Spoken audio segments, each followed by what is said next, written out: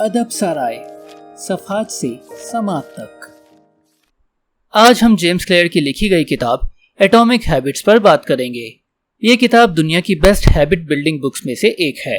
हम इस किताब की मदद से जानेंगे कि कैसे हम साइंटिफिक तौर पे प्रैक्टिकल और पावरफुल मेथड की मदद से कोई भी नई हैबिट बिल्ड कर सकते हैं या फिर किसी पुरानी आदत को कैसे छोड़ सकते हैं। हम जानेंगे कि कैसे स्मॉल स्टेप्स और एफर्ट्स बड़े बड़े रिजल्ट्स क्रिएट करते हैं और कैसे हम अपनी आइडेंटिटी को शिफ्ट करके अपने बिहेवियर को चेंज कर सकते हैं। इस वीडियो में हम जितना आसान और सिंपल तरीके से हो सके समराइज करके आपको ये बातें समझाने की कोशिश करेंगे ताकि आपको ये स्टेप्स न सिर्फ सुनने में अच्छे लगें बल्कि आप इन्हें प्रैक्टिकली फॉलो भी करें और आज ही अपनी जिंदगी को बेहतर बनाएं। ये बुक हैबिट बिल्डिंग के लिए बहुत पावरफुल और प्रैक्टिकल बुक है। Number 1, The 1% Rule. Small incremental changes can result in massive transformations. ज्यादातर लोगों को लगता है कुछ बड़ा अचीव करने के लिए हमें रोज बड़े स्टेप्स लेने की जरूरत होती है, लेकिन अगर इसे बिगर पिक्चर में देखा जाए तो ये कहना गलत है, क्योंकि जेम्स के मुताबिक कंपाउंडिंग इफेक्ट सिर्फ फाइनेंशियल टर्म्स में ही नहीं काम करता बल्कि ये हमारी डेली लाइफ और हैबिट्स पर भी लागू होता है। चाहे आप गुड हैबिट्स को लंबे वक्त के लिए फॉलो करें या किसी भी बैड हैबिट को, लेकिन अगर आप सेल्फ इंप्रूवमेंट को फॉलो कर रहे हो और मजीद इफेक्टिव हैबिट्स बिल्ड करना चाहते हो तो जेम्स का कहना है कि अगर आप रोज 1% भी इंप्रूवमेंट करते हैं तो साल के एंड तक आप 37 गुना बेहतर हो जाएंगे।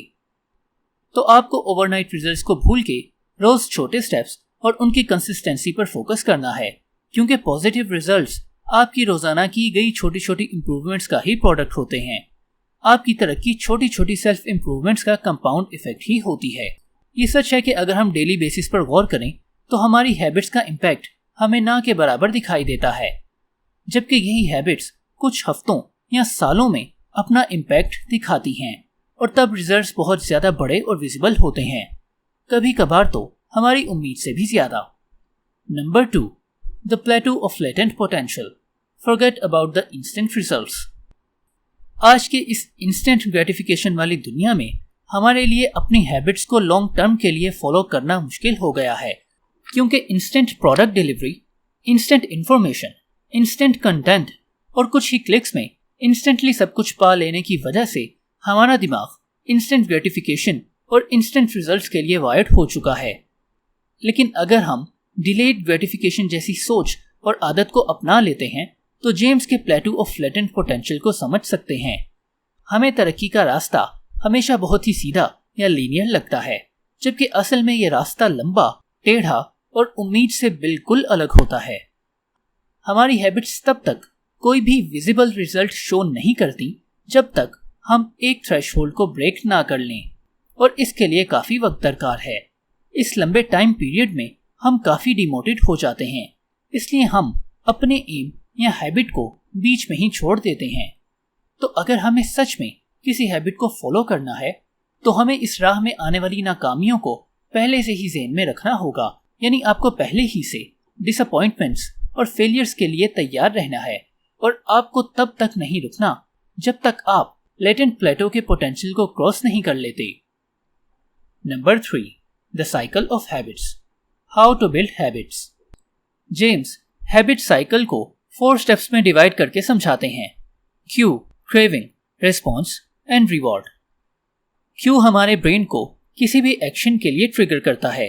क्रेविंग उस काम को करने के लिए मोटिवेशनल फोर्स प्रोवाइड करती है। रिस्पॉन्स वो हैबिट्स और एक्शंस हैं जो हम करते हैं। रिवॉर्ड हर एक हैबिट का एंड गोल होता है। पहले 2 स्टेप्स क्यू और क्रेविंग प्रॉब्लम बेस्ड होते हैं और आखिर के 2 स्टेप्स रिवॉर्ड और रिस्पॉन्स सॉल्यूशन बेस्ड हैं। ये हैबिट साइकिल आपके गुड और बैड हैबिट्स दोनों पे अप्लाई होते हैं, और जेम्स के मुताबिक 4 लॉज ऑफ बिहेवियर चेंज इसी साइकिल से इन्फ्लुएंस होकर निकलते हैं, जिन्हें हम नेक्स्ट पॉइंट में ठीक से समझ सकते हैं। Number 4, 4 laws of behaviour change, how to create a good habit.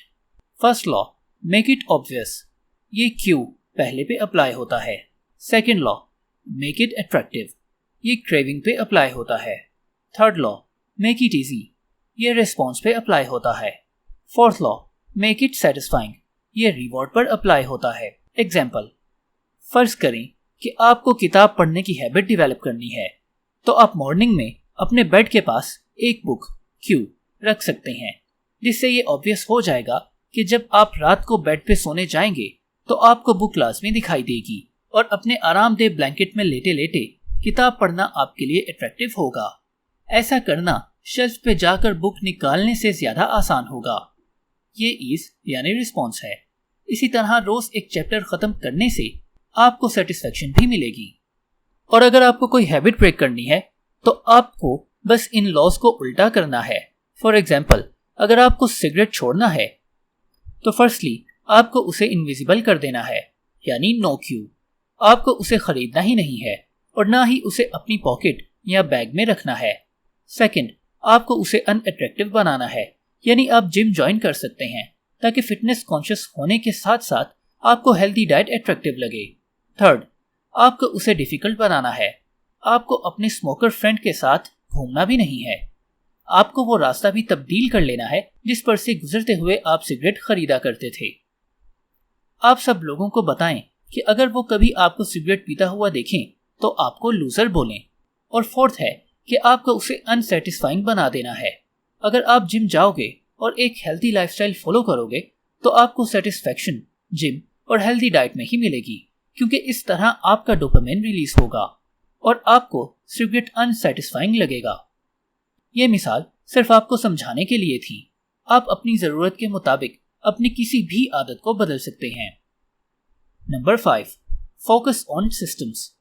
James कहते हैं कि हमें अपने गोल्स पे फोकस करने की बजाय अपने डेली सिस्टम्स पे फोकस करना चाहिए।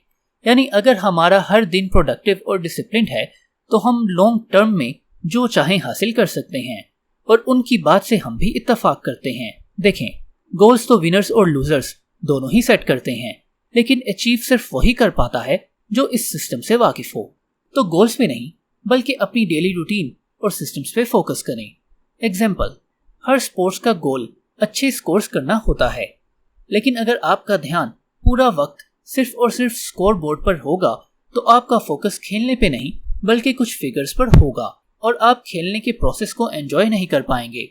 वहीं अगर आप खेल के सिस्टम पे फोकस करेंगे और उसे एंजॉय करेंगे तो आप अपनी उम्मीद से भी ज्यादा स्कोर हासिल कर सकते हैं। अगर आपका फोकस सिर्फ गोल पर है तो आपको हमेशा ये लगेगा कि अपने गोल को अचीव करने के बाद ही आप खुश हो सकते हैं। इसका मतलब है कि आप अपनी खुशी और सेटिस्फेक्शन को टाल रहे हैं। वहीं अगर आप सिस्टम्स और प्रोसेस पे फोकस करते हैं तो आप रोज ही छोटी छोटी चीजों को अचीव कर सकते हैं और इस तरह आप खुशी को रोजाना महसूस कर सकते हैं। Number 6, shape your identity. James हमें एक मिसाल से समझाते हैं कि आपका वेट लूज करना या फिर कुछ अचीव करना एक आउटकम होता है जो गोल्स के लेवल पे ऑपरेट किया जाता है। और सेकंड लेयर होती है प्रोसेस, यानी आपका डेली जिम जाना, हेल्दी खाना और रोज एक्शंस लेना, अपनी हैबिट्स को फॉलो करना। वहीं थर्ड और डीपेस्ट लेयर होती है अपनी आइडेंटिटी को चेंज करना, इस बात पर यकीन करना कि आप जो चाहते हैं वो आप डिजर्व भी करते हैं। तो ये सोच आपको अपनी आइडेंटिटी चेंज करने में बहुत मदद देगी। हमारे अपने मुतल्लिक बिलीव्स में तब्दीली हमारी आइडेंटिटी यानी शख्सियत को बिल्कुल तब्दील कर देते हैं। मिसाल के तौर पर सिगरेट ऑफर किए जाने पे एक शख्स कहता है, नो थैंक्स, मैं सिगरेट छोड़ने की कोशिश कर रहा हूँ। वहीं एक और आदमी कहता है, नो थैंक्स, मैं स्मोकर नहीं हूँ, या फिर ये कि मैं सिगरेट छोड़ चुका हूँ। अल्फाज की ये छोटी सी तब्दीली बहुत बड़े बड़े रिजल्ट्स क्रिएट कर सकती है। तो गोल सिर्फ बुक्स पढ़ना नहीं बल्कि एक रीडर बनना होना चाहिए। आपका गोल एग्जाम्स के लिए पढ़ना नहीं बल्कि एक अच्छा स्टूडेंट बनने का होना चाहिए। आपका गोल मिलियंस कमाने का नहीं बल्कि एक अच्छा बिजनेसमैन बनने का होना चाहिए। आपका गोल फिट रहना नहीं बल्कि एक डिसिप्लिन्ड लाइफ जीने का होना चाहिए। अगर आपको ये समरी पसंद आई तो इसे लाइक और शेयर कीजिए। हमें कमेंट्स में बताइए कि आप अगली समरी किस किताब की सुनना चाहेंगे। शुक्रिया। अदब सराय।